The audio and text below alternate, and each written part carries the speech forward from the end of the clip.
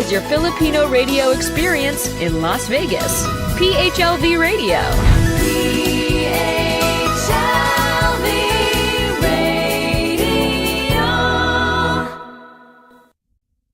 Hello, good evening.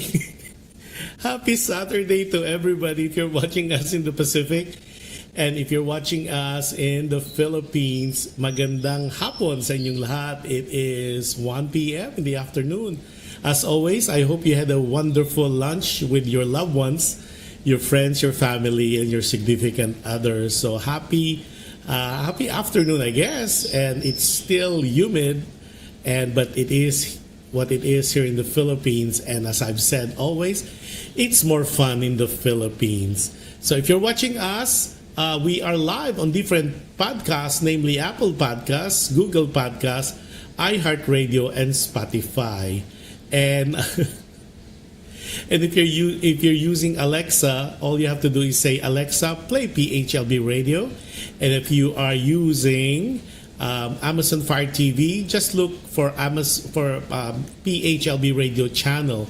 And simultaneously, we are live on PHLB Radio Facebook page as well as PHLB Radio YouTube channel. So if you're not a subscriber yet, please do like, share, and subscribe. And if you want to be notified every time we're on, all you have to do is click that notification bell so you'll be notified every time we are on. And if you have any questions, about the shows or the station, feel free to email us or check us on our website, which is www.phlbradio.com. Yan, naku, ang dami nating, ikaw muna, ayusin ko yung chair at medyo tabingi ang aking pananaw sa aking computer. Anyway, I'm still here in Manila. And what you're seeing at the background is my mom's beautiful home. So anyways, maganda po ang topic natin today. And hopefully I could find yung letter because nawala siya sa screen ko. So I'm trying to get it back. Hold on lang po. Okay, hold on. Share ko na rin tuloy. Okay. There you go. Okay, hopefully I'm looking for that right now. Hold on. Okay, there you go. Okay, let me find it. So bear with me while I'm talking to you. I'm looking for the email that was sent to me because natabunan po earlier kanina. So hopefully I'll find it.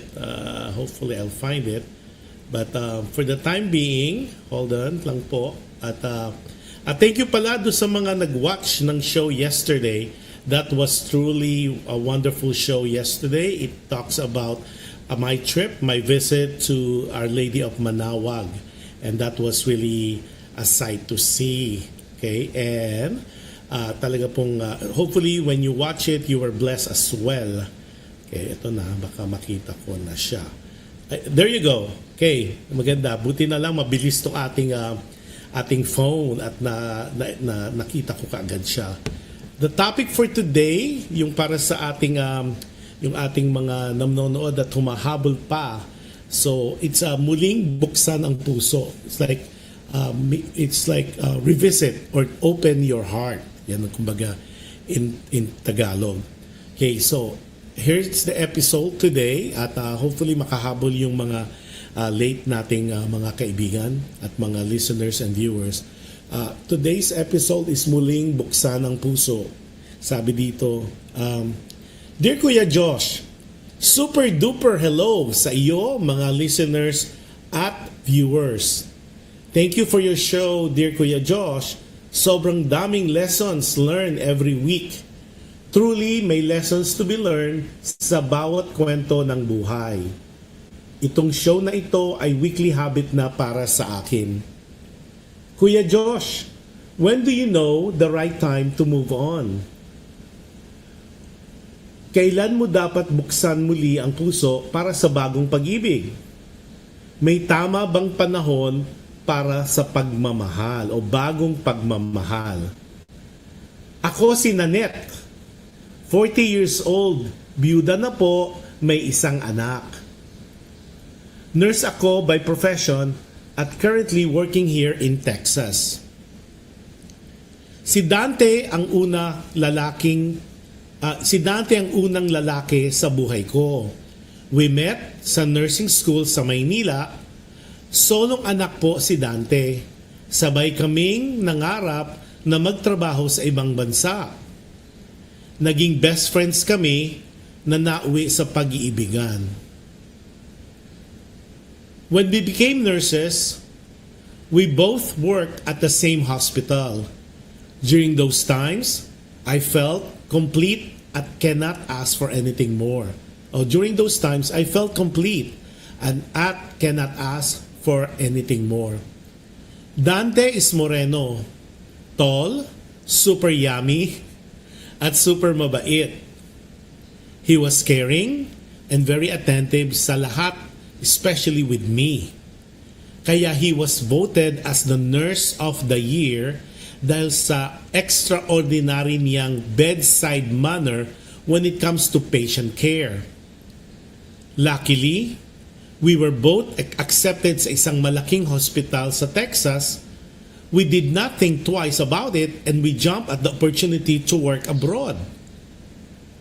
We decided to get married, then kahit simple wedding lang. Kuya Josh, I was the happiest girl in the world. I married the man of my dreams. Si Dante ang sagot sa lahat ng tanong ko and purpose of my being. Wala na akong mahihiling pa, kundi ang magpasalamat sa blessings ni Lord. In Texas, I gave birth to our child, Matthew. Excuse me. Kompletong-kompleto na talaga ang buhay ko. I have an amazing husband, stress-free na work, awesome son. What else can a lady or a girl can ask for, di ba? Pero just like in a movie or teleserye, may trials din ang buhay. Dante was diagnosed of prostate cancer. Hindi kami makapaniwala because Dante was health conscious. Metikuloso siya sa lahat ng bagay, especially when it comes to his food. At religious siya sa kanyang exercise routine. We both fought the battle, but eventually we lost. Dante left us. That was also the day that my heart died. I cried like there was no tomorrow. I only tried to live because of our son Matthew. Siguro, Kuya Josh, without Matthew in the picture, I would not know what I could have done. Dante was my life. He was my joy, my pillar of strength, my everything. Kaya when he passed, my heart died with him. Si Matthew ang reason why I continued to live. Honestly, I felt like a zombie while going through life. I just went with the flow. I left the hospital where Dante and I used to work to help me move on. I decided to work in a clinic para di masyadong toxic ang schedule. Dito ko na-meet si Doc Peter, a pediatrician. Honestly, I felt different when I met Doc Peter. It was odd, pero I felt peace and sense of joy when I met him. Dahil maliit lang ang clinic, I was his nurse. Dito na nahulog ang feelings namin sa isa't isa. It has been 3 years, Kuya Josh, since Dante passed. All these years, it never crossed my mind that there would be someone else, that there would be anyone else who can replace my Dante. I have to be honest. I would not be honest if I tell you that I do not have feelings for Doc Peter. He, in so many ways like my Dante, malambing siya, caring, at very passionate sa trabaho niya. He always showed some interest in me. He asked my permission if he can court me. I did not give my answer yet. One reason why I wrote to you, so I can get some comments, opinion, and advice, not only from you, but from the viewers and listeners. Kuya Josh, when do you know the right time to move on from your past love? Kailan mo ba talaga dapat buksan muli ang puso para sa bagong pag-ibig? May tamang panahon ba ang pagmamahal? Yon ang mga tanong na gusto kong isuwalat sa show mo. I hope mapagbigyan mo ako and you would be able to read and give time to my simple letter. Isang tagahanga, Nanet. Ayan, nako, yung mga nanood sa atin, welcome po. Teka, si Doms Sepagan, aba, naging regular na si Doms. I'm glad that you were able to watch. Si Dom Sepagan is watching, si Sunny Francisco is watching also. I think Doms is watching from Antipolo, si Sunny is watching from, I think, Project 4. At yung mga hindi nagpaparamdam, please do magparamdam kayo so I was be able to give you a shout out. That being said, ang ating topic today, ayun nga, muling buksan ng puso. So may mga characters, so para hindi tayo malito, ang letter sender natin ay si Nanette. 40 years old, na byuda at may isang anak. Yung anak niya ay si Matthew. Ang dating asawa niya o yung namatay niyang asawa ay si Dante. At ang bago niyang kakilala ay si Doc Peter, para malinaw. Okay, what was being said? Ganito yan. So siya ay nabyuda because she said she's a nurse by profession, and of course Dante and her met during their nursing school. Then of course they became friends and they were admitted to the same hospital. At naging dream nila, it was their mutual dream to be able to go overseas and work in a foreign country, at natupad naman yun. And because of that, they decided also, prior to them migrating to Texas, is to get married. So simple wedding nga lang daw. And then of course they proceeded to their new life in Texas. They end up working in a hospital in Texas. And of course she gave birth a year after, yun nga, kay Matthew. So sabi niya, it was perfect, wala siyang complaint, everything is fine and dandy. And then of course Dante happens to be moreno, tall, sabi niya, yummy, good looking, at laging, kumbaga, very passionate sa trabaho niya. At ang bedside manner niya when it comes to patient care is excellent, kaya nga siya ang naging nurse of the year. Now, that being said, what surprised them, parang her life was so wonderful, her life was so stable, her life was complete. Pero just like though a movie and a teleserye, meron ding naging trials. And that is when when Dante was diagnosed to have a prostate cancer. And sabi niya, they put it together. However, just like anything else in the world, natuldukan ng kanyang happiness.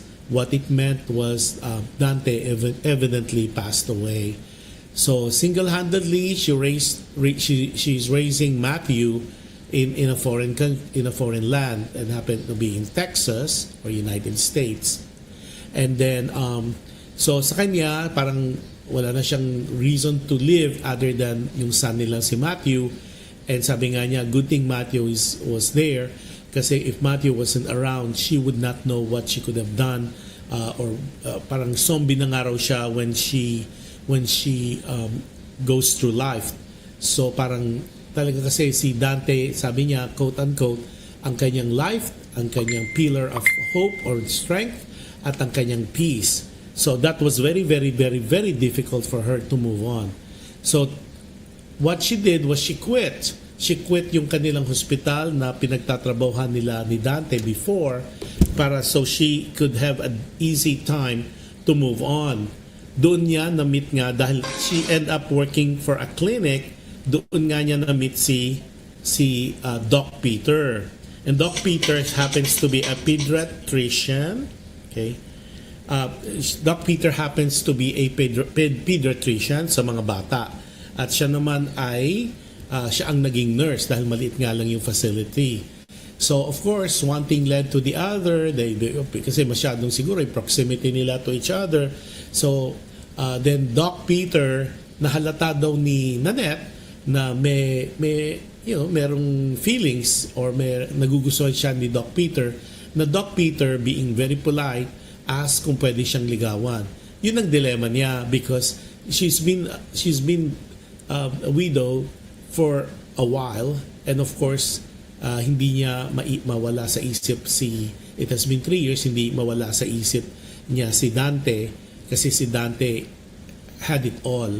Now what she was saying too is Doc Peter in a way reminded her of Dante, meaning yung mga actuations, the characteristics, the attributes of Dante, nakikita niya kay Doc Peter. So ngayon ang question ngayon ni Nanette sa atin, when do you know that you need to move on from your past lives? Secondly, how is it to open your heart again to a new love, to a new direction? Tapos kung meron bang tangi, is there a panahon, is there a takda na you could only entertain a new love after a death of your loved ones? So yun ang mga bagay-bagay na she's asking help from, not only from me, from opinion, advice at comments, but also sa ating mga viewers as well. So hopefully si Dom, si Sunny at yung ibang nakikinig sa atin would be able to share your opinion on about kailan ba dapat talagang magsimula kang umibig uli o you will be able to entertain. Kasi like in her case, 3 years already passed when the husband, Dante, passed. Kung kailan ba kailangan, is there a time limit? Pwede bang right after death mag-entertain ka na ng suitors? Or should you wait for a year, or yung tinatawag nilang the Filipino culture, call it babang luksa. So yun ang mga things na meron ba talaga, is there a rule, a guide, or anything written or spoken, or what's the tradition? Now, when do you start entertaining people, especially when you lost a loved one, o kahit nga separation na lang, kunyari nag-break kayo ng loved ones mo, when is the time talaga na you are allowed na hindi naman magmumukha kang too desperate to jump into another relationship? Is there such thing as the right time, the right timing?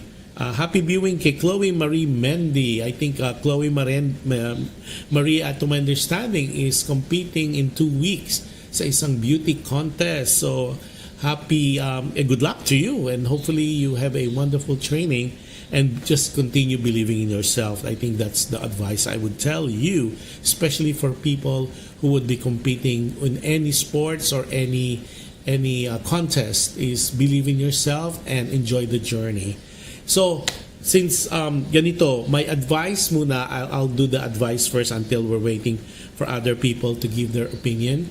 Firstly, Nanette, thank you for allowing us to have a part of your journey. Kahanga-hanga ka. Firstly, congratulations for being a nurse. Sabi nga kayo ang mga bagong bayani, especially, and we saw how important your profession. It's always been important, but talaga na highlight, kumbaga nagkaroon ng spotlight during the pandemic when doctors, nurses, and anybody in healthcare was putting so much time and made so much sacrifices para lang mapanatili, to make sure na maintain ang status quo of a healthy community. So that alone, I congratulate you. Okay, also regarding yung sinabi mo nga na you already felt na complete ka na, congratulations if you were able to do that. That by itself, having a wonderful husband and a son to boot, is already a wonderful thing to be able to have in a lifetime. Kasi most of us were still struggling for that. Most of us were constantly looking for the right partner. But what you're saying is you were able to experience that, you had that. So that in itself, congratulations. Now, regarding naman kay Doc Peter, you said you've been single for 3 years because you didn't entertain. Firstly, I think my opinion or my comment would be, I hope you understand that each one of us, we have our own uniqueness. Each one of us, we have our own style. Ang pinupunto ko rito is, hopefully you don't compare Doc Peter or with Dante, your husband, because it would not be fair naman na parang you would love or you would jump into a relationship with Doc Peter simply because Doc Peter reminds you so much of of Dante, or sabi nga your Dante. So it would not be fair because I think naman si Doc Peter is honest enough na ligawan ka, mag-ask ng permission, and that's really a plus. So for you to compare, it's okay to be reminded, pero hopefully you don't get involved simply because Doc Peter is like Dante in a new body. Sabi mo nga parang siya si Dante. It's good na meron kang kumbaga parang I would say parang naging benchmark for your next love or person that you would be attracted to, but dapat siguro hanggang doon na lang yon. Now, yung question mo, is there a right time to fall in love? Alam mo, ako personally, there's no such thing there's no time or guideline when a person should fall in love. It might be, say, death of a loved one or a separation.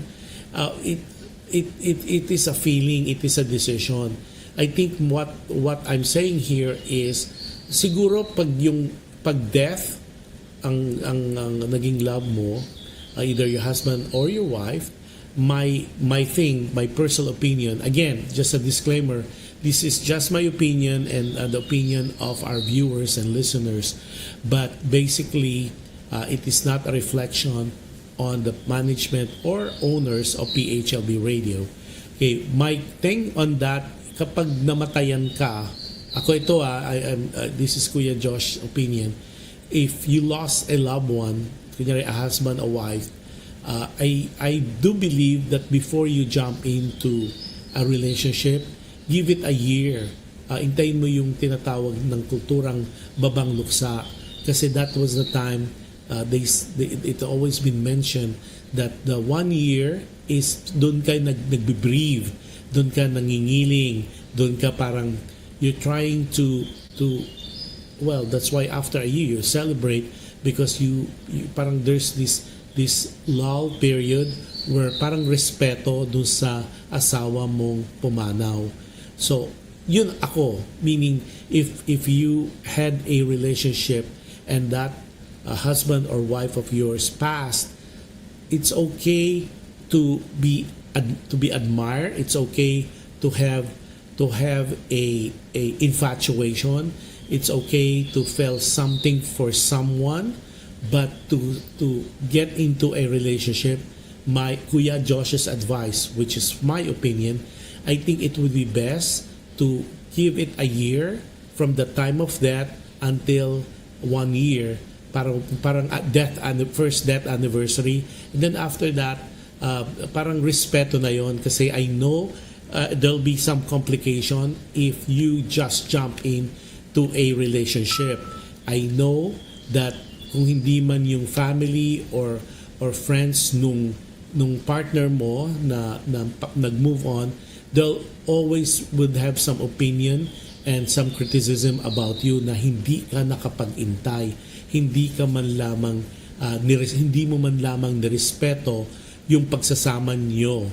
And I know those words already been said in the past with other people, and I personally do not want that to happen to you. Kasi minsan, sabi nga, words can be so hurtful. It would be, sabi siya, it's compared to a sword, lumalatay at ito ay tumatagos hanggang sa kaluluwa, especially hurtful words. So for me, Nanette, since it's been 3 years, I think you're even more than enough to pass that deadline o yung sinasabi nating babang luksa. 3 years has been so long. I think sometimes we all need to move on in past relationships. We need to move on, especially when our significant other, when our partner had moved on to the past lives. I think it is important na you learn how to live life without your partner who departed our world. It is important na, luckily sabi mo nga, it is great na meron kang naging anak na si Matthew that gave you another reason to continue living. At nararamdaman ko na masyadong intense yung pagmamahal mo kay Dante. That's why you were feeling like a zombie going through life. Gets ko yun. And I know you're not the only one that had experienced that. Especially if Dante, based on your description, had been very parang ideal, parang model, parang ito yung mga man of people's dream. Ito yung man's man. Kumbaga ito yung parang lahat ng hinihingi ng isang babae o isang karelasyon na lahat yon ay napakita ni Dante. Not only his looks but also his demeanor, his characteristic. So yung going back to you, 3 years has been a long time. I think it's high time that you do entertain. It's high time that you kind of open your heart, buksan muli ang puso mo para mapagmahal uli. Kasi I know you're still a loving person because binuhos mo lahat sa anak mong kay Matthew. But it is important for you, Nanette, to understand when you get older, you need a companion. We all do need someone in our lives. There's no such thing as no man is an island. Meaning lahat tayo, we need someone, we need a friend, we need a buddy, we need a best friend, we need someone in our lives to make the life better. Yun nga lang, it is also important we find the right partner. We find the right person who would be able to give us that, who would be able to be an inspiration. So I always tell people, my friends, especially those loved ones, like when you have someone in your life, when you put someone in your life, it is crucial that this someone is an inspiration, not a distraction. Because kung nai-inspire ka with your relationship, na-inspire ka ng tao na to, it's worth keeping that person. It's worth fighting for that relationship. It makes sense for you to move in and move further, move or progress from this relationship. However, if the relationship or that person is already a distraction, meaning hindi ka makapag-concentrate, you cannot move on, masyadong nasasakal ka with that relationship, too much time being spent on or too much time wasted on that relationship, I think it is time for you to move on. Meaning, you need to cut your losses and instead of keeping that relationship, mag-ano ka na lang, you go further, mag-isa ka na lang, and then maybe you will be lucky enough to find that special someone to be able to be with you again. Now, yung sa'yo, Nanette, ideal talaga if Doc Peter happens to be the next person. I suggest you give it a try. You could start slow, be friends, go out, maybe friendly dinner, and so you get to know each other. Because it's always my belief that sometimes you don't really know people you work with until you spend more time with that person outside of work. Kasi sometimes, di ba, we all know that when you work with someone, we tend to give our best foot forward. Di ba, lagi nating, hindi mapabibo, hindi naman, not to that effect, but we end up being nice all the time, hindi talaga nakikita yung talagang true self, yung our real self. However, sabi nga nila, you will only know a person when you spend more time with that person, like on a private or an intimate setting. Maybe a restaurant, you would know whether the person you're with would have a good breeding. They would know the social graces, the etiquette. Kasi sa workplace kasi normally ano niyan na nakakahon na yan, like you play a role. You're a nurse and then Doc Peter is a pediatrician. So there's a certain roles, pero pag nasa social setting na kayo, nag-iiba na yon. Hindi nagiging doktor si Doc Peter, tapos ikaw nurse. You become an individual. You become your own person. Yun ang kagandahan when you spend time. That's why my advice to you is get to know Doc Peter better outside of work. What it means is you go out on dates, maybe for coffee muna para hindi masyadong toxic at hindi masyadong stressful. What you do is you allow yourself to open up with the idea na Doc Peter might be the next partner you would have in your life. So there's nothing wrong to that. Now on your question, may taning ba ang pagmamahal? Is there such thing? Wala. Love to me, it's not a feeling, it's a decision. When you decide to love someone, it is a decision. Kasi yung feeling, and I think we had a long discussion in some past shows, a feeling kasi it's fleeting, meaning nawawala. Kunyari, a good example, and I'll just repeat it for the benefit of our discussion. Sometimes when you feel like you're hungry, gutom ka. So when you feed yourself, nawawala na yung gutom. Kunyari naman, you're having a headache. When you sleep it off, the following day, wala na. For me, pag sinabi mo kayong your love is a feeling, there's a possibility na mawala. Pero if you decide to love someone, it's a decision.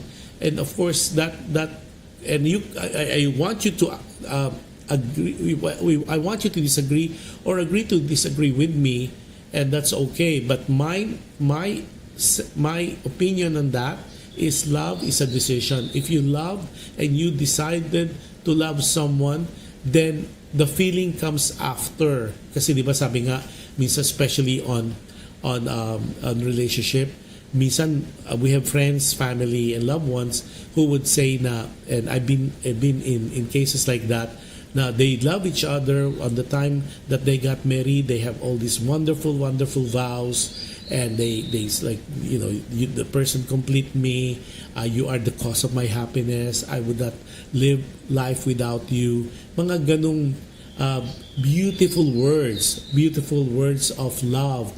However, when they are together, they have kids, and then after some time, then malalaman mo na lang na they're filing for a divorce, or they're filing for annulment, because they cannot stand each other. They are already on each other's throat.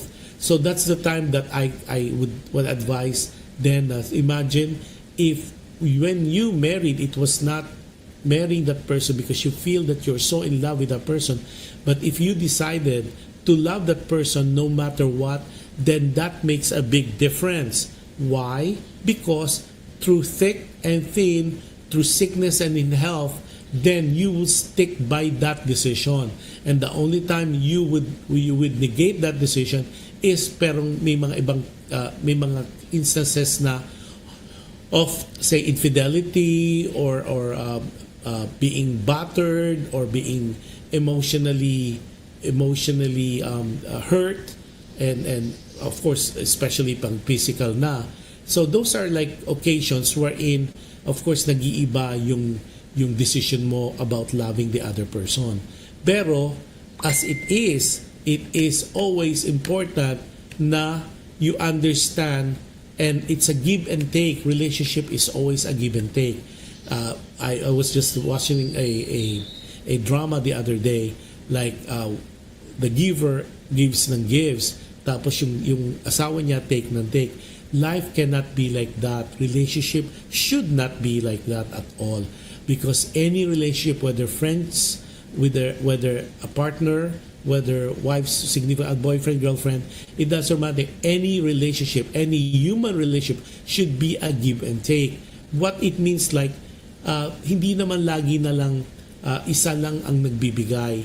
Kailangan talaga, hindi naman kailangan na, oh, I gave you one occasion, ako nagbigay sa'yo, next occasion, ikaw naman. It doesn't work that way. Meaning, kung sino yung mas lamang should be able to be generous enough to give the gift of gifts or the gift of time, which is most precious among all gifts.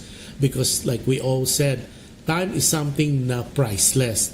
But kung mas giving that, yung give na yan, hindi lang lagi isa ang nag-a-adjust. For example, if you are a couple and you guys are both busy, and then one decided, okay, I'll cross out some of these dates and some of this time to be with you.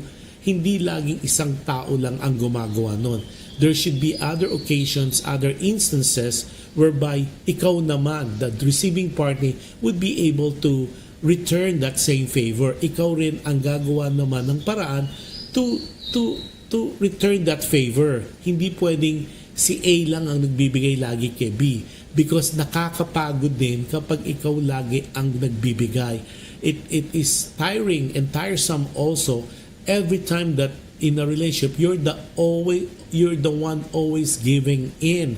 You're the one always managing in to make adjustments simply because you love that person too much that you sometimes you sacrifice your own interests, you sacrifice your own wants and your own character because you are sacrificing this to that person you love. Because sometimes doon nagkakaroon ng problema when you love that person so much that you're giving not only 100%, you're giving 200% of your time na wala nang natitira sa sarili mo. And that's where normally the problem would come. Dahil nga pag ubus ka na said ka na, and you have nothing else to give, and the other person is not appreciative, is not even grateful of the things that you are showering that person, it is not healthy. It is not good. Eventually, it will hurt your mental illness, your mental state, simply because mararamdaman mo parang nagagamit ka na, you're being abused emotionally, you're being used, maybe financially, but it has to be a give and take, symbiotic relationship. Meaning, sabi nga, kasi paniniwala ni Kuya Josh, it has to be yung parang puzzle na meron kang one person would be the strength of one person should be able to translate to your weakness, kung ba papupunaan niya yan. Pero sometimes kasi that in relationship hindi nangyayari, lagi na lang yung isa ang nagpupuno, isa ang nagbibigay, constantly isa ang nagpaparaya. Relationship should not be like that. Before I continue, si Ernie is watching from Marikina. How are you? Si Adelio Cruz. Adelio Cruz is the former Consul General of Los Angeles, and happy viewing to you. And currently the Undersecretary of the Department of Foreign Affairs, and a very good friend and like a brother at that. And happy viewing to you, and hopefully we get together soon. And Gina Marcos is watching as well. Gina is watching from Banay Laguna, Banay Laguna. And Gina, regards to your mom, to Ate Needs, and hopefully she's getting better. And of course, as always, we want her back. Si Dom Sepagan, sabi niya, or si Pagan, sabi niya, ito yung comment niya para kay Nanette. Allow yourself the gift of vulnerability, for in opening your heart to love again, you not only invite the possibility of joy, but also the strength to weather life's storm with renewed resilience. Aba, ulitin natin. Allow yourself the gift of vulnerability, okay? For the opening of your heart to love again, pag nagbukas ka uli ng puso, not only hindi lang ang possibility of the feeling of joy, but also the strength to weather. Parang meron kang katuwang, meron kang partner to weather the life storm with renewed resilience. Kasi in a way, and hopefully yun ang minimin ni Doms, na yung new love mo can give you a new feeling, a new way of inspiring you to be the better person of yourself. What it means also as well is that this new love of yours can be a partner for you to go into the battlefield of what we call life. Ang ganda.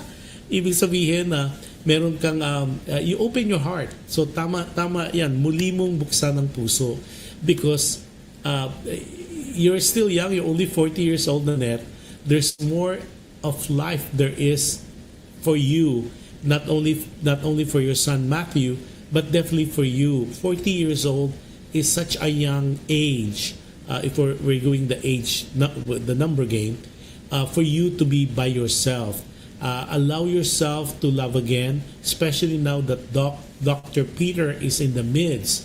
It would be encouraging na kita mo, God is so good to you, na kahit nawala na si Dante sa buhay mo, na sabi nga, the ideal partner, the one that you would have loved to spend the rest of your life with, pero binigyan ka pa rin ng panibagong chance, panibagong time, panibagong opportunity to love again, and that is Doc Peter. Okay, klaro lang, Naneta, not necessarily si Doc Peter ang makatuluyan mo. What I'm saying is, give yourself, open yourself up. Sabi nga ni Dongs, I'll echo that gift of vulnerability, meaning i-open mo, it won't take that chance or take the risk of falling in love again, because you will only know kung isusubukan mo. You would not only know, kasi mahirap yung nag-overthink ka na what if. No, what if you open your heart? What if Doc Peter would even not only be like Dante, but it will even surpass Dante's position in your life. You would not know that until you open your heart, open your life to the possibility of having a new, a renewed love life, right? Now, also, Nanette, it is important also to understand, iba pa rin ang merong, I would say, inspiration. And it doesn't mean na kailangan love life lang yon. Meron kang ibang way of diversions. Kumbaga, you spend time with your friends, true friends. You spend with people that you care about, or sometimes you pick up a hobby, or if you are really into business, or you could have a business, yung parang meron kang ibang way of spending your life with, spending your time with. Kasi hindi naman pwedeng trabaho lang ng trabaho. Ako kasi I feel na in life you always have to have a balance. You always make sure that you work hard, you play harder. Okay, that's me, that's Kuya Josh, of course. Si Emma Consul. Naku, Emma, I missed you. It's been a while since we get together. Emma is watching from Carson, California. So one of these days, Emma, will get together when I come back. And so, yun ang the balance. So going back to that, in life, hindi naman pwedeng trabaho lang ng trabaho. Sabi nga, pag too much work, then it becomes so monotonous. It becomes, the monotony gets into the picture, and sometimes then you got burned out.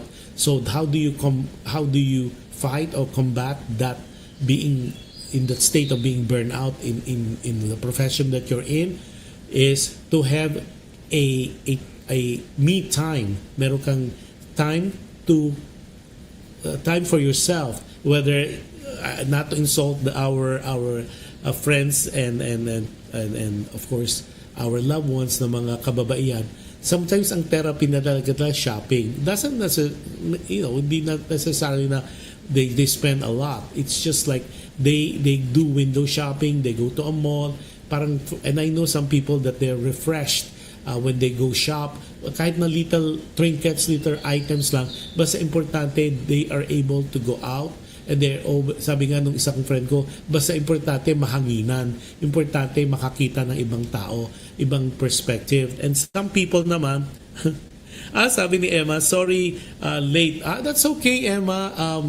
Because of the time difference in the States, instead of the 2 p.m. show here in Philippines and other parts of the world, it's already 1 p.m. na sabi niya, sabi ni Katrina Poblete Salom from, of course, Doha, Qatar. Sabi niya, ayan, finally. It's okay. Yung mga latecomers natin, meron naman po, you could always go back and to our PHLB Radio YouTube channel, and of course right after the show, this show becomes available on a playlist. Just go for the PHLB Radio channel on YouTube and just type in, or you'll look at the playlist. You would say Dear Kuya Josh in there, and then all the episodes and all the shows we have done from the beginning in 2021 will all be there. And I know some of you are replaying most of those shows. So maraming salamat po. Sabi ni Katrina, nawala na naman ang connection ko, Kuya Josh Aduit. Naku, Katrina, I had that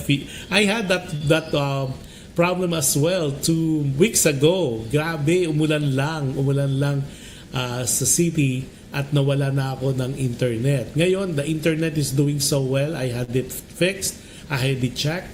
But the internet connection sometimes is erratic, and I already warned the station PHLB Radio about the possibility of me going off air. But of course, I have already a backup unit that would give me internet access that hindi maputol yung show.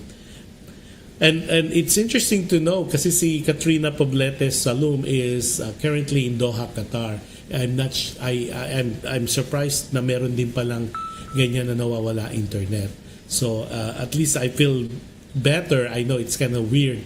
I feel better na hindi lang pala dito sa Philippines nangyayari yung internet connection. Diyan din pala sa Doha, Qatar. But happy viewing to you. Parang late din ang ating partner, si Rosana Milar Barrera, who is our singing dentist also in Doha, Qatar. So hello to everybody watching us from Doha, Qatar. Also happy viewing to the people watching us in Europe, like Poland and the Netherlands, and of course North America, that's US and Canada, as well as sige para hindi lang Philippines as well. O sige, global na rin. Happy viewing. I would not have the time to be able to mention each one of you, but like just know that you are much appreciated. So let's go back to Nanette. So yung kay Nanette, it's time for you to put on that dress and say, hello world, I'm back in circulation. 3 years has been a long time to be nursing that feeling of loss of your loved one, Dante. 3 years has been, sabi nga, that's too much of a time na it's time. So pwede na, and I don't think anybody will fault you for being able to continue your life and being able to find maybe a special someone this time around. Not really to replace Dante, but to make you happy again, to make you excited again on a day-to-day basis. Those are important na you be able, 3 years na. So, yung sa question mo, in your case, you have more than enough put in on time na wala na, nobody, even the family of Dante will not fault you anymore. Even, I think your friends, even our people here who are watching us and listening to us, they would say, hello, Natet, 3 years na, ang tagal na. It's so long of a time for you to be on your own. So this is the time to open your wings, to open the doors, to open the roof, to open your life to a possibility of opportunities, to find that special someone, to find that person who you can grow old with, to find, and this time, since ang ganda ng standard mo Dante will always be the standard of what a good husband, a good provider, a good person you would like in your life. And I think that would make sense, and you would be more selective, I guess, if not for a better word. You will be more aware, more cognizant, more grounded on the people you want in your life, because nakita mo yung you were with the best. Sabi mo nga, Dante was your life. He was the pillar of strength, and he was your peace. So imagine mo, you already have a very good basis on what to look for on your next partner, on your next relationship, on your next maybe, you never know, maybe even a husband, because you had the best. So what do? You look for someone equal to Dante, or even better than Dante. Whether you're gonna find it or not, who's to tell? Only life can tell that. But that person will not come into your life if you don't allow yourself, you don't open yourself. Hindi mo buksan muli ang puso mo to love again. Hindi mo buksan ang puso mo na mahanap again your next partner, your next husband maybe, or your next person who would who can bring back the joy, the peace, and could be your next pillar of strength. And that I would always encourage, and I would pray that you do find that person, that you eventually, in God's perfect time, you would be able to find and know that person, whether it's Doc Peter or someone else. We'll never know, but I am hoping that you would be able to meet that person, or met that person already, or have met that person already. Only time can tell. And of course, I always tell people to pray. You always pray for discernment. You always pray to the supreme being that you believed in, because at the end of the day, and time again, I had mentioned it to everybody, your best weapon in life, in the battlefield of what we call life, are prayers. If you pray, and prayer is really a personal conversation with the supreme being that you adore. It could be the Lord, it could be Buddha, it could be whoever you feel like you venerate and you adore. Kasi po, we don't want to judge. I always make sure that it is said that we cannot judge that one religion, one affiliation is better than the other. It is how you were raised, how you brought up. It is your belief. It is your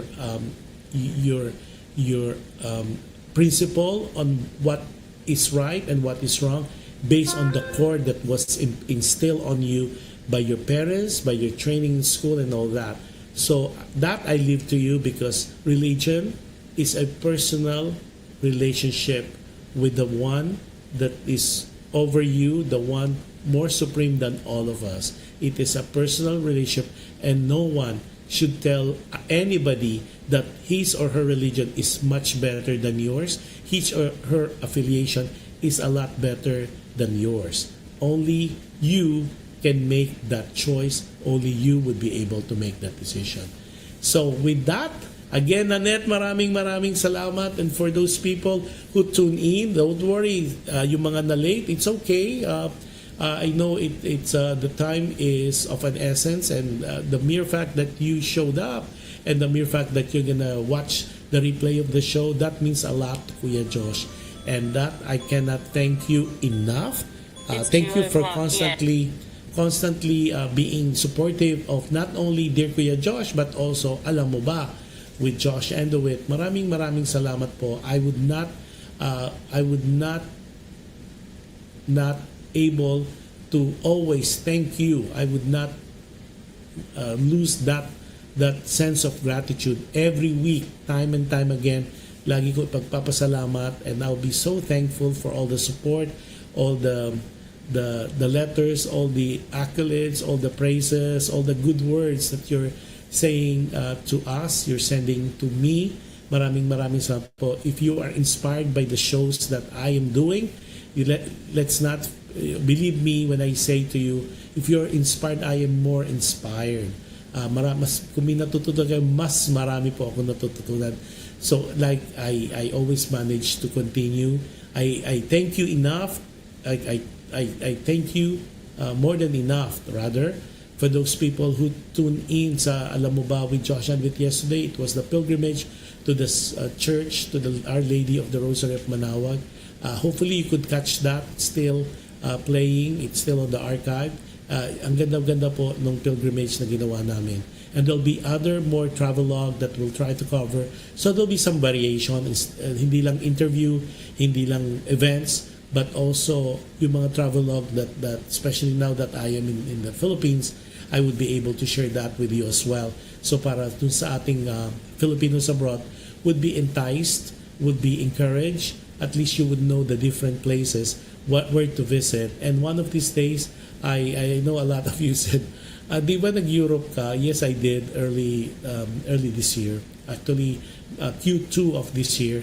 And I have not covered that. But one of these days, one of the shows will tackle that, yung mga tips on, I think I gave you tips on the cruises. So now I'll give you tips also on what to avoid and how to do it. And so you could travel the world to Europe.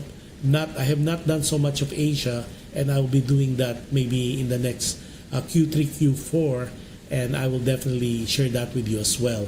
But for the time being, magsa-sign out muna po si Kuya Josh. And if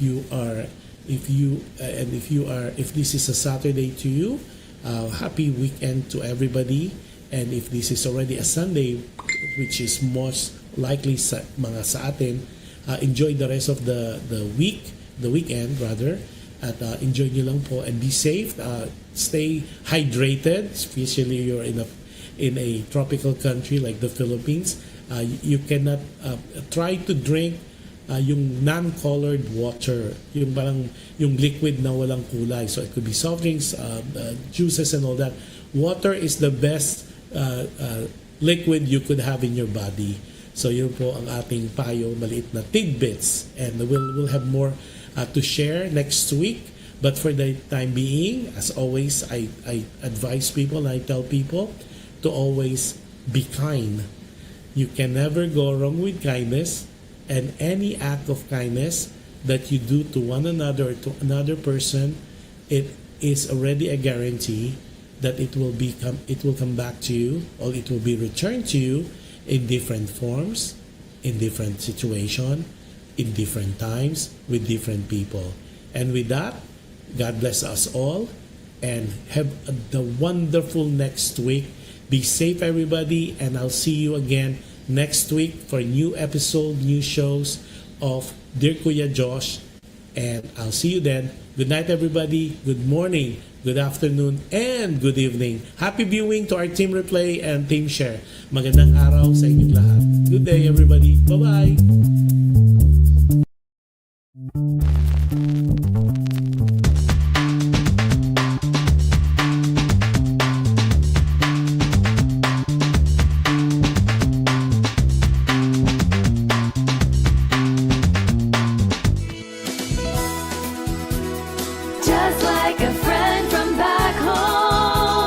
This is your Filipino radio experience in Las Vegas. PHLV Radio.